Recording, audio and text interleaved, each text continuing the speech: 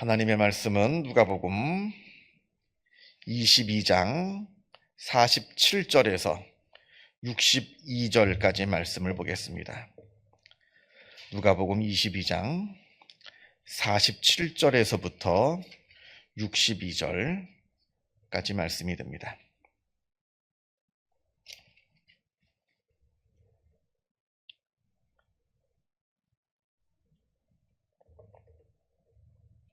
누가복음 22장 47절에서부터 62절 같이 한 목소리로 읽겠습니다. 말씀하실 때에 한 무리가 오는데 12 중에 하나인 유다라 하는 자가 그들을 앞장서 와서 예수께 입을 맞추려고 가까이 하는지라. 예수께서 이르시되 유다야 내가 입맞춤으로 인자를 받느냐 하시니 그의 주위 사람들이 그 된 일을 보고 여짜오되 주여 우리가 칼로 치리이까 하고 그 중에 한 사람이 대제사장의 종을 쳐 그 오른쪽 귀를 떨어뜨린지라. 예수께서 일러 이르시되 이것까지 참으라 하시고 그 귀를 만져 낫게 하시더라. 예수께서 그 잡으러 온 대제사장들과 성전의 경비 대장들과 장로들에게 이르시되 너희가 강도를 잡는 것 같이 검과 몽치를 가지고 왔느냐? 내가 날마다 너희와 함께 성전에 있을 때에 내게 손을 대지 아니하였도다. 그러나 이제는 너희 때요 어둠의 권세로다 하시더라. 예수를 잡아 끌고 대제사장의 집으로 들어갈새 베드로가 멀찍이 따라가니라. 사람들이 뜰 가운데 불을 피우고 함께 앉았는지라. 베드로도 그 가운데 앉았더니 한 여종이 베드로의 불빛을 향하여 앉은 것을 보고 주목하여 이르되 이 사람도 그와 함께 있었느니라 하니 베드로가 부인하여 이르되 이 여자여 내가 그를 알지 못하노라 하더라. 조금 후에 다른 사람이 보고 이르되 너도 그 도당이라 하거늘 베드로가 이르되 이 사람아 나는 아니로다 하더라.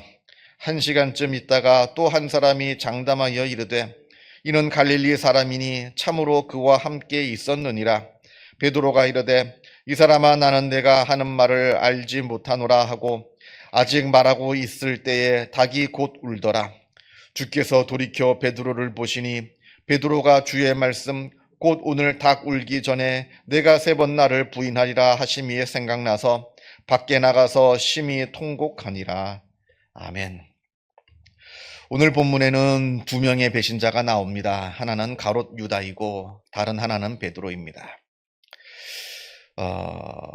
예수님께서 제자들과 함께 6월절 만찬을 다 마치시고 기도하러 감람산에 올라가셨습니다.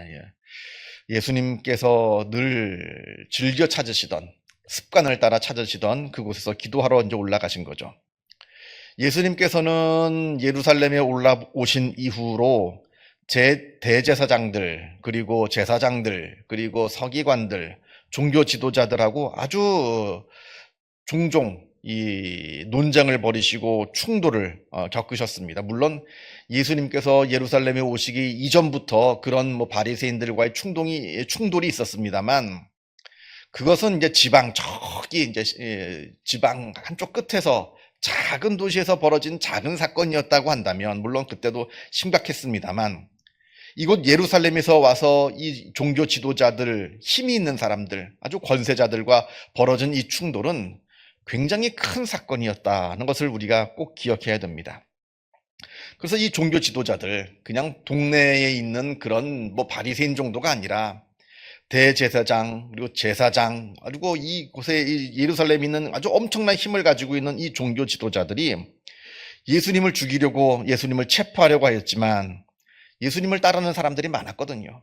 예수님을 사랑하는 사람들이 많았습니다. 그러니까 그렇게 하지 못하고 괜히 예수님을 체포했다가 자기들이 오히려 큰 일을 당할까봐 그렇게 하지는 못하고 기회만 엿보고 있었는데 우리가 지난번에 본 것처럼 22장에 보면 3절에 사탄이 가롯 유다에 들어갔다 하는 말씀이 있습니다. 그래서 유다가 예수님을 이제 팔 생각을 하는 겁니다. 제사장들과 그 종교 지도자들에게 예수님을 팔 생각을 하고 그들을 만나서 예수님을 어떻게 넘겨줄지 그 방도를 짜는 거죠.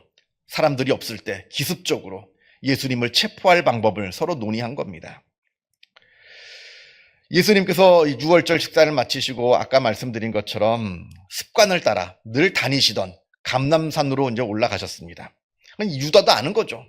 예수님께서는 오늘 밤 분명히 감람산에서 기도하실 것이다. 그래서 알고 있어서 그걸 다 짜놓은 겁니다. 오늘 예수께서 감람산에 가실 때 아무도 없을 거다. 그때 제자들 몇 명만 있을 거고 아무도 없을 테니까 그때 체포하자. 이렇게 서로 다 짜서 예수님의 동선을 미리 다 알려주었던 거죠.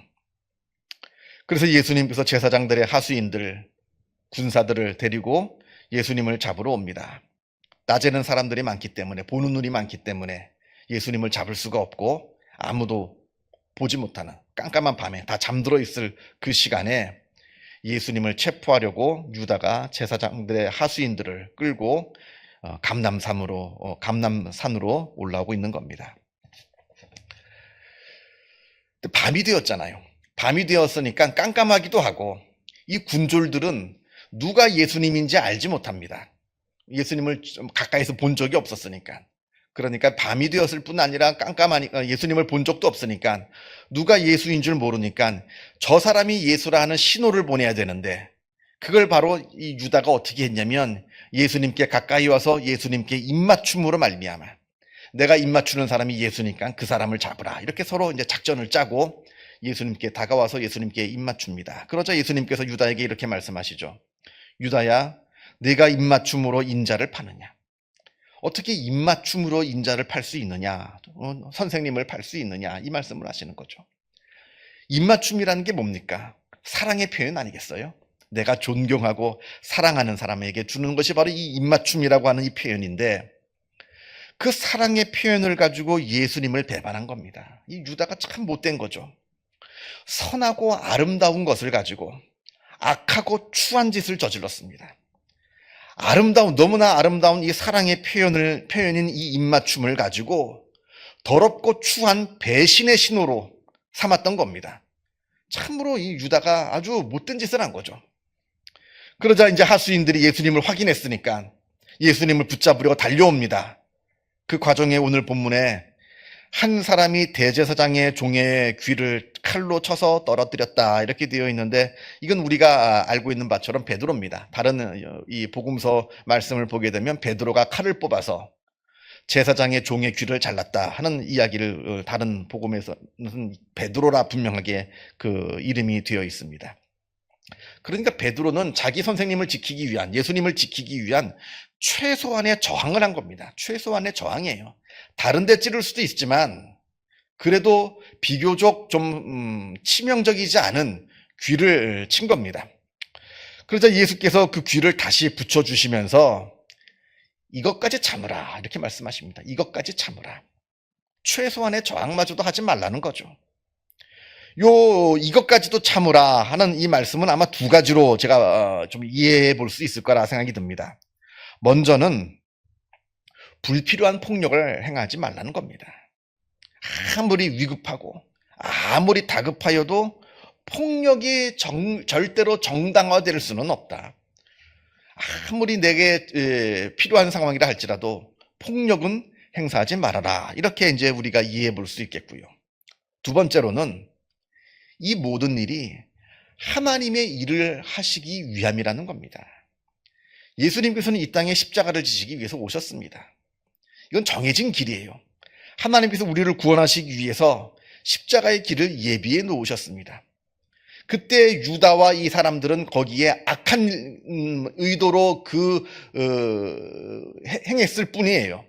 어차피 이들이 아니라 할지라도 예수님은 그 길로 가셔야 되는 겁니다. 그렇기 때문에 나는 하나님께서 정해놓으신 그 길로 가는 것이다. 그렇기 때문에 베드로를 보호하시기 위해서 베드로에게 그 칼을 휘두르는 그 저항의 이 일을 참으라. 칼을 휘두르는 것을 참으라. 이렇게 말씀을 하신 것이라. 이거 두 가지로 우리가 생각해 볼 수가 있습니다. 그래서 예수님께서 이제 끝내 잡히셨습니다. 그러면서 이제 예수님께서 대제사장의 이제 관저로 끌려가서 거기서 재판을 받으시는데 이때부터 베드로의 이야기가 나옵니다. 오늘 본문에는 나와 있진 않지만 다른 제자들은 다 도망을 갔어요. 확 이 군졸들이 달려드니까 너무 놀래가지고 졸고 있던 그 제자들 얼떨결에 깨가지고 그냥 잠결에 다 도망을 간 겁니다. 심지어는 마가복음을 보면 어느 한 청년이, 자기죠, 마가 자기입니다. 한 청년이 옷을 둘러입고 있다가 무리의 그 군졸들한테 잡히니까 그 옷을 벗어 던지고 벌거벗은 채로 도망을 갔다는 이야기도 나옵니다. 그러니까 이 제자들은 그 순간에 너무나 놀라서 다 도망을 갔습니다. 그런데 베드로는 예수님을 끝까지 따라갑니다. 저는 이 부분에 있어서 베드로가 굉장히 용기 있는 사람이라 칭합니다. 베드로가 비록 예수님을 모른다 부인하고 배반을 했습니다만 그래도 베드로는 용기 있는 사람이에요. 다른 제자들은 다 도망갔는데 그래도 예수님을 저 멀찍이나마 계속 좀 따라가고 있는 겁니다. 그래서 예수님께서 대제사장의 관저에서 재판을 받으시는 모습을 멀찍이서나마 지금 바라보고 있는 겁니다. 그러다 이제 이 사람들이 베드로를 알아보죠. 이 사람도 저 예수의 도당이다 이렇게 얘기를 하니까 베드로가 3번 부인을 합니다. 마치 예수님께서 최후의 만찬 때 말씀하신 것처럼 네가 닭 울기 전에 나를 3번 부인하리라 이렇게 말씀하신 것처럼 베드로가 3번 동안 이렇게 예수님을 모른다 부정을 합니다. 그러다가 닭이 울게 되고 그 순간에 오늘 말씀을 보게 되면 예수님과 그 베드로의 눈이 마주쳤던 것 같아요. 60절 보면 베드로가 이르되 이 사람아 나는 내가 하는 말을 알지 못하노라 아직 말하고 있을 그때에, 말하고 있는 그때 닭이 울고요. 그때 주께서 돌이켜서 베드로를 보셨다 합니다. 아마 이때 예수님과 베드로의 눈이 마주쳤던 것 같습니다. 그러니까 베드로가 아주 그때 깨달은 거죠. 예수님께서 나를 부인할 것이다 말씀하신 그것이 생각이 나서 심히 통곡을 하면서 밖으로 나갔다 그런 말씀을 합니다. 오늘 말씀에는 2명의 배신자가 나오죠. 지난번에도 말씀을 드린 기억이 있습니다. 둘 다 예수님을 팔았습니다.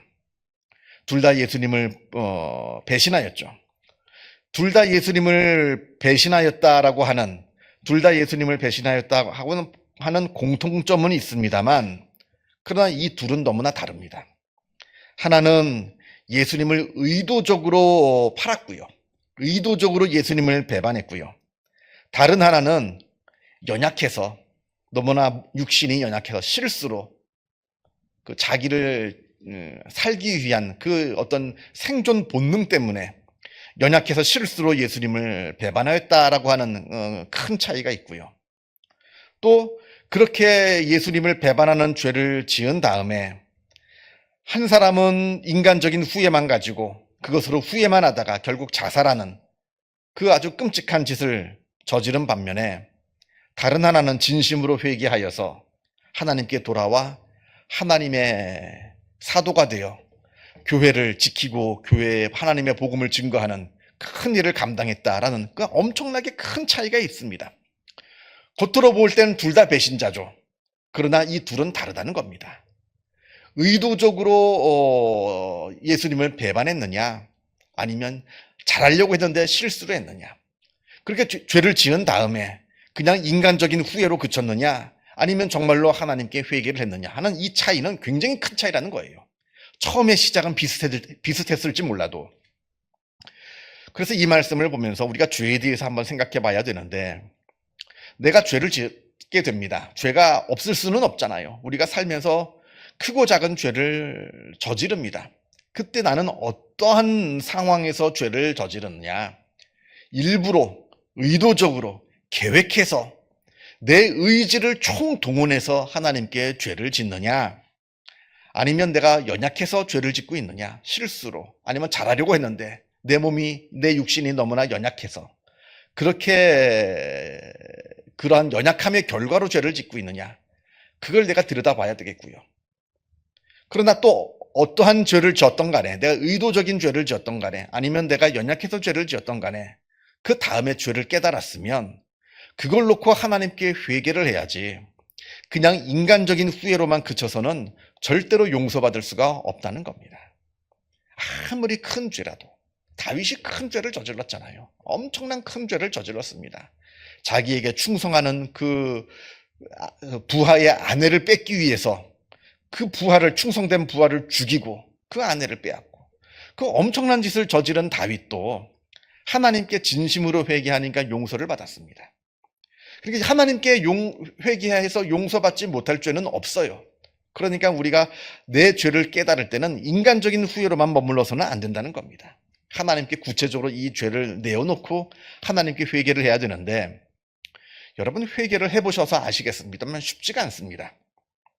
왜냐하면 회개는 내 죄를 인정해야 할 수 있기 때문에 그러합니다. 근데 내가 내 잘못을, 내 죄를 인정한다는 것은 굉장히 어려워요. 굉장히 마음 아픈 일입니다. 하기 싫은 일이에요. 굉장히 어려운 일입니다. 그때 용기를 내서 내 죄를 인정하고 하나님 나를 용서해 주시옵소서 이렇게 하나님께 내 죄를 고백하고 용서를 구할 때 그 용서의 은혜가 있는 것이지, 후회는 내 죄를 인정하는 게 아닙니다. 그냥 후회는 핑계대는 거예요. 그냥 핑계대는 거예요. 누구 탓, 상황 탓, 뭐 이러한 어쩔 수 없는 이런 상황 탓. 그게 바로 후회입니다. 그게 아니라 진심으로 내 죄를 하나님께 인정하고 내어놓아서 용서받는 그러한 은혜가 우리에게 있어야겠다. 오늘 이제 유다의 죄를 보면서 또한 베드로의 잘못을 보면서 죄란 무엇인가? 어떻게 우리가 죄를 용서받을 수 있는가? 또 깊이 한번 묵상하시는 그러한 말씀이 되기를 바랍니다. 기도하겠습니다. 하늘에 계신 우리 아버지, 아버지의 이름을 거룩하게 하시며 아버지의 나라가 오게 하시며 아버지의 뜻이 하늘에서와 같이 땅에서도 이루어지게 하소서. 오늘 우리에게 일용할 양식을 주시고 우리가 우리에게 잘못한 사람을 용서하여 준 것 같이 우리 죄를 용서하여 주시고 우리를 시험에 빠지지 않게 하시고 악에서 구하소서. 나라와 권능과 영광이 영원히 아버지의 것입니다. 아멘. 자유롭게 기도하시기 바랍니다.